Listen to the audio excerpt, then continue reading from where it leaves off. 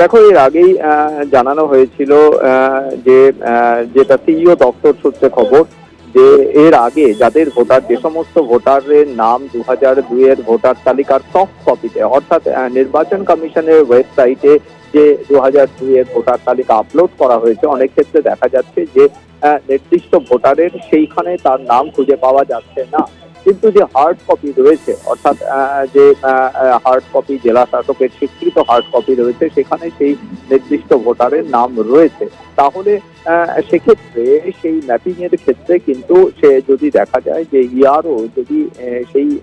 জেলা শাসকের স্বীকৃত যে ভোটার তালিকা রয়েছে 2002 সেটাকে তিনি যদি যাচাই করে দেখেন যে সেই সেক্ষেত্রে সেই সংশ্লিষ্ট ভোটার বৈধ ভোটার, তাহলে তাকে আর অযথা শুনানিতে ডেকে তাকে হয়রানি করা হবে না, এমনটা কিন্তু আগেই একটা সিদ্ধান্ত নেওয়া হয়েছিল। সেক্ষেত্রে এই গোটা বিষয়টি নিয়ে প্রস্তাব আকারে জাতীয় নির্বাচন কমিশনে পাঠিয়েছে সিইও দপ্তর, যার কারণ হলো অযথা শুনানিতে যাতে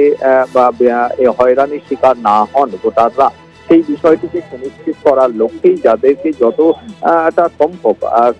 যেটা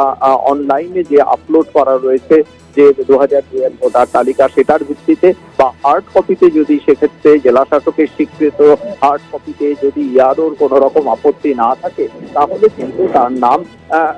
ভোটার তালিকায় যাতে অন্তর্ভুক্ত করা যায় সে বিষয়টিকে নিশ্চিত করার লক্ষ্যেই এবং অযথা শুনানির হয়রানি এড়াতেই এই